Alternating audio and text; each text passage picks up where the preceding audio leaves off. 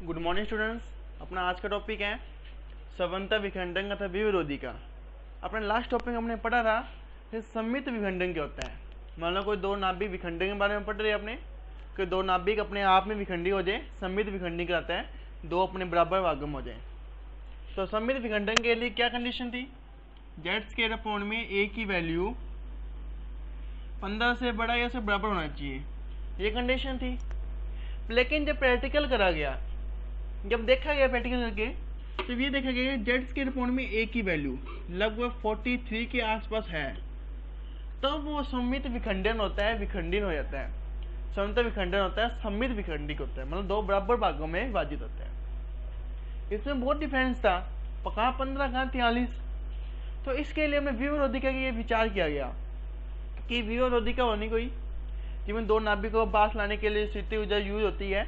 जो कोई दो नाभिक पास दूर से आगे एक बड़ा नाभिक बनाते हैं, जो संलयन में बात या विखंडी हो रहे दो नाभिक, तो उसके बारे में बात की गई है।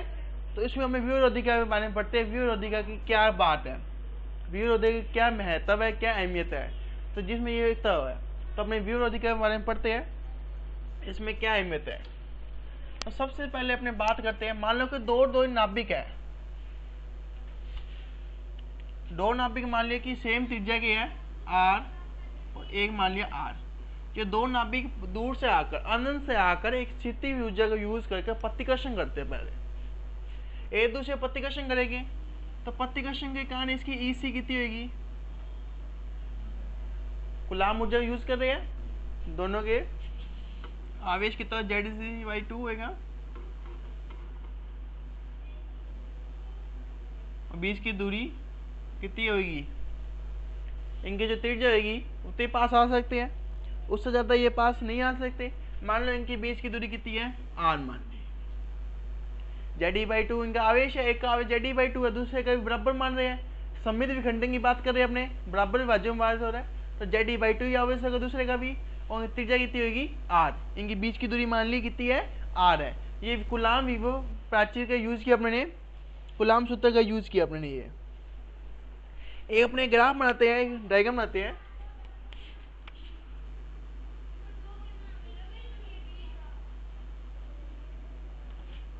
Zero 4R 3R 2R R। मान लो कि 4R दूरी पर दोनों नाभिक दूर दूर है, 3R और 2R दूरी पर थोड़े से पास आते हैं, R और 2R दूरी पर मिलने की कोशिश करते हैं दूसरे से, और 0R की दूरी पर ये एक बड़ा नाभिक बन जाता है। ए नंबर कंडीशन ये है, बी नंबर कंडीशन ये है, सी नंबर ये है, डी नंबर कंडीशन ये है।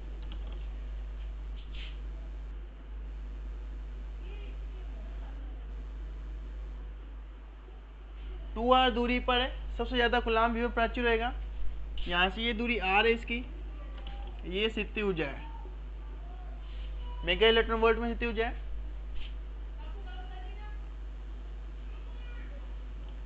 ये बनेगी अपनी डी कंडीशन, डी कंडीशन पर है, ये सी कंडीशन है, ये बी कंडीशन, और ये कंडीशन कौन सी है अपने पास, ए कंडीशन है।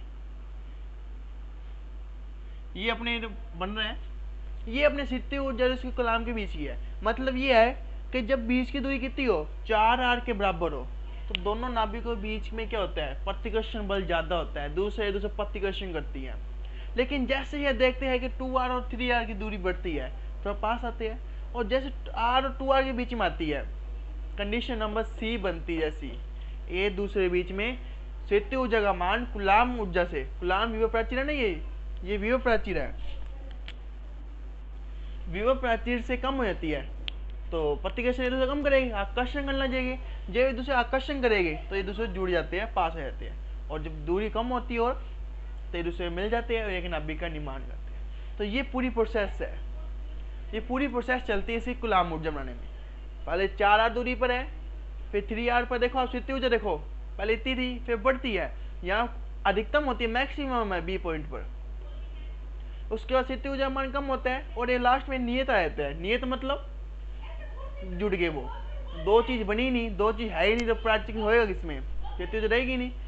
प्रतिकर्षण करेगी नहीं, एक ही चीज बन गई, इसलिए नियत सी बदल जाती है। बी और सी कंडीशन, सी पर तो डाउन आ रही है तो जुड़ने की कोशिश कर रही है, बी पर मैक्सिमम है, ए पर तो बढ़ रही है क्योंकि ये दूर दूर है, प्रतिकर्षण ज्यादा हो रहा है। तो ये अपने विभव है, ये है विभव प्राची विरोधिका जो इसको बनने से रोकती है। तो इसका यूज करके अपने निकालते हैं। अब देखो अपने आर दूरी है, आर दूरी पर देखो 4r 3r 2r और आर दूरी पर, जब ये आर दूरी पर होते हैं तो ये दूसरे मिलने की कोशिश करते हैं। मान लो 2r दूरी और r की दूरी में भी सी कंडीशन बन रही है, विभव प्राची मान यहाँ पर मैक्सिमम है, कहाँ मैक्सिमम है 2r दूरी पर, तो r का मान कितना होगा 2r के इक्वल होगा। अपन जानते हैं r क्या होता है r0, पर यहाँ a क्या होगा a/2 होगा, क्योंकि दो बराबर बराबर नाभिक जुड़ रहे हैं या विभाजित हो रहे हैं। तो EC कितना हो जाएगा k z² E² 4 2 r की वैल्यू रख दी मैंने r0 a/2 की पावर 1/3, ये आई। ये डायग्राम से पता चलता है अपने विभव प्राची मान 2r आते हैं। जो 2r दूरी के बाद ये दोनों जुड़ने की कोशिश कर रहे हैं, आकर्षण बल कम हो गया, सॉरी प्रतिकर्षण बल कम हो गया, आकर्षण ज्यादा हो गया, तो कूलाम आकर्षण का ज्यादा हो गया, इसका प्रतिकर्षण कम हो गया। तो इस दूरी पर डिपेंड करता है 2r विभव प्राची कहाँ है इसकी। जिसका जरा मैक्सिमम कहाँ पर विभव प्राची कहाँ है 2r पर दूरी पर है, इसलिए अपने ने r बराबर क्या लिया दूरी 2r ली। अब इसको अपने थोड़ा सोल्व करते हैं।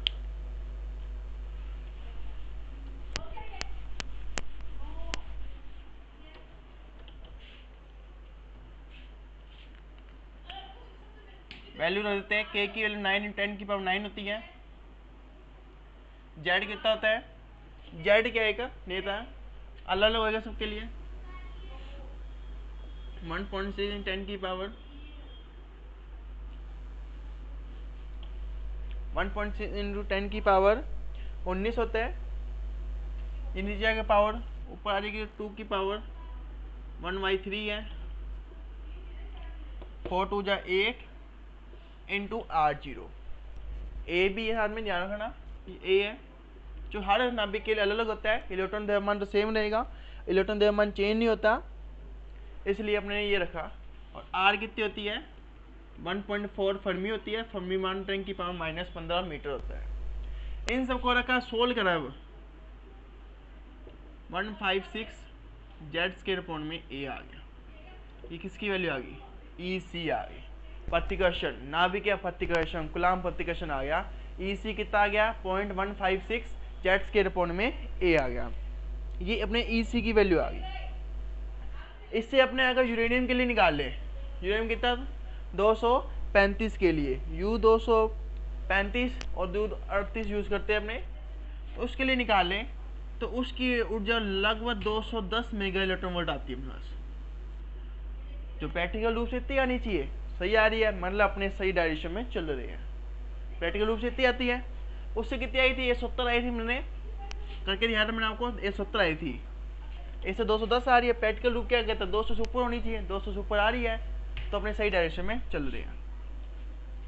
अपने ने लास्ट टॉपिक में सममित विभाजन के लिए EF की वैल्यू फाइंड की थी, EF ज्ञात किया था, जो सममित विभाजन के लिए था, इसके लिए EF कितना था a की पावर 1/3, उसमें दो नियतांक लिए थे मैंने, AC और AV आया था अपने पास, AS और AC आया था।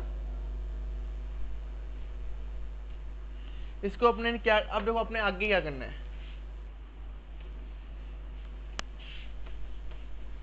अपने EC की वैल्यू आ गई, अब अपने वो प्रैक्टिकल सिद्ध करने के लिए क्या करना है EF - EC ग्रेटर देन 0 करना है या इक्वल 0।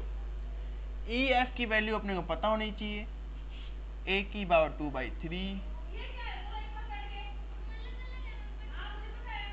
0.13 AS, यहाँ से फिर अपने लिखेंगे अपने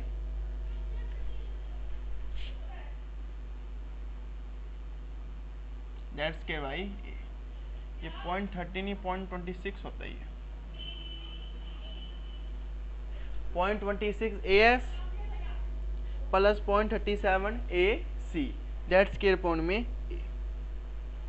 ये होता है। इसको अपन थोड़ा सोल्व करेंगे अब। ये थोड़ा सा मिस हो गया। यहाँ पर a की पावर 1/3 थी, a की पावर 1/3 थी जो कि में r बराबर क्या होता है, r0 a की पावर 1/3 होता है। अपने मिस प्रिंटिंग होगी, लिखने में थोड़ी सी गलती हो गई, तो अपने यहाँ रखते हैं वैल्यू का EF माइनस EC की वैल्यू रखते हैं। तो a की पावर 2/3 कॉमन लिया अपने जब बाद, minus 0.26 AS 37 AC Z² by A minus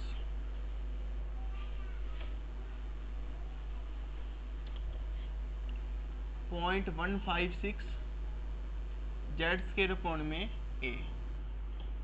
A की पावर 1/3 थी, 2/3 कॉमन लिया, सॉल्व कर दिया था मैं आपको। a की पावर 2/3 अपॉन में a की पावर 1/3, ऊपर जाकर माइनस क्यों हुआ, 2 माइनस 1/3 कितना आ गया, a की पावर 1/3 आ गया, a की पावर 1/3 था। अब हमने नीचे a छोड़ा तो 2/3 माइनस 1, 2 माइनस 3/3 माइनस 1/3, नीचे अगर पावर प्लस की होगी तो a/3 आ गया। तो ये कॉमन लिया है 2/3, इसलिए नीचे a बच गया।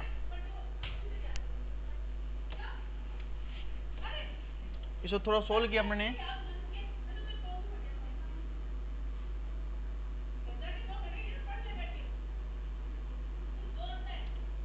जेट्स के अपॉन में a कॉमन आ रहे हैं,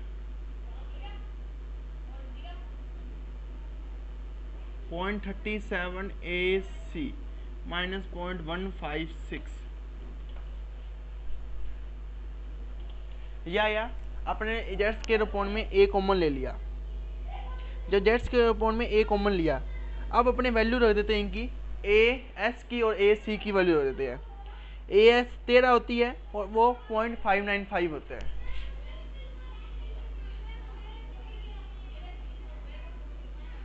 ये 13 होती है, इसका मान, इसका 13 मेगा इलेक्ट्रॉन वोल्ट में है सारी वैल्यू, इसका मान 0.595।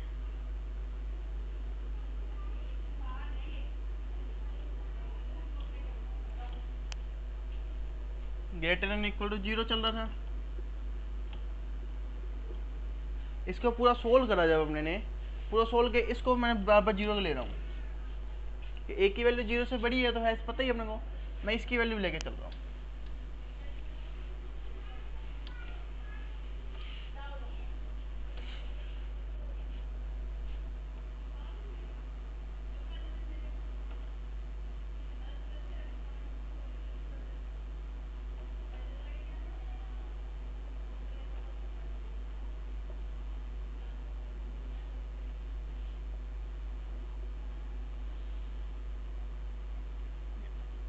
ये सारी वैल्यू सोल्व किया, सोल्व करके हमने निकाला आंसर, लगभग इसका मान आता है 53। जेट्स के रूप में एक ही अनुपात कितना आता है, 53 आता है। लेकिन जब हमने प्रैक्टिकल करा था, प्रैक्टिकल वैल्यू कितनी आई थी अपने पास,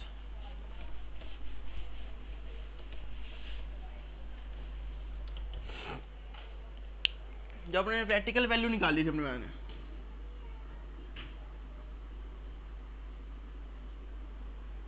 तो जेड स्क्वायर अपॉन में ए की वैल्यू अपने पास कितनी आई, लगभग 43 के आसपास आई थी। थोड़ा बहुत नजदीक पहुंचे हम, 15 से तो बहुत नजदीक पहुंच गए, तो ज़्यादा वैल्यू आ गई। इसका क्या कारण था, तो इसने ये कारण दिया था सुरंग प्रभाव। सुरंग प्रभाव, सुरंग प्रभाव के कारण ये वैल्यू आई। इस विज्ञानी ने दिया था कि सुरंग प्रभाव के कारण इतनी वैल्यू फालतू आ रही है इसकी, और इसने सिर्फ यहाँ पर प्रतिकर्षण की बात कर रहा है, आकर्षण की बात नहीं कर रहा। दो चीज जुड़ेगी तो आकर्षण होएगा, जब भी जुड़ेगी प्रतिकर्षण हो क्या जुड़ेगी, तो ये आकर्षण की बात ना करने का इसमें इन्होंने आकर्षण प्लस प्रतिकर्षण प्लस सुरंग प्रभाव तीनों इफेक्ट की बात की थी। जब जाके प्रैक्टिकल में बात 43 आई थी।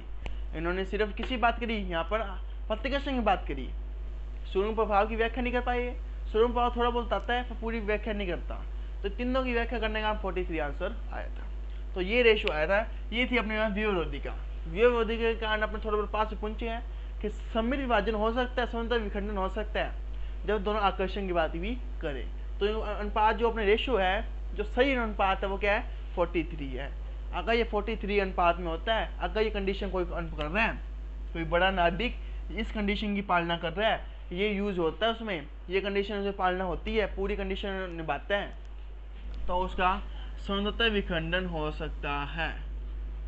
स्वतंत्र विखंडन मतलब अपने आप टूट सकता है, कोई ऊर्जा देने की जरूरत नहीं, कोई न्यूट्रॉन देने की जरूरत नहीं, कोई न्यूट्रॉनों की बचाव करने की जरूरत नहीं, अगर इस कंडीशन की पालना करे 43, ना कि 53, ना कि 15। 15 में नहीं, 53 में नहीं। इसका इफेक्ट क्या था, सुरंग प्रभाव की व्याख्या नहीं कर पाए, यो सुरंग प्रभाव नहीं मांगे चला और आकर्षण नहीं लेके चला, तो 53 आ गया। अगर ये आकर्षण भी लेके चलता तो 43 आता। इस सूत्र का अपने डेरिवेशन सिलेबस में है नहीं, इसको भी अपने आकर्षण के आधार पर करे तो ये फॉर्मूला भी डेरिवेट होता है, पर अपने सिलेबस में है। तो ये था अपना आज का टॉपिक विरोधी का स्वतंत्र विखंडन के लिए, और यही समाप्त होता है। अगर आपको डाउट है तो मुझे कमेंट करके पूछ सकते हो। Thank you.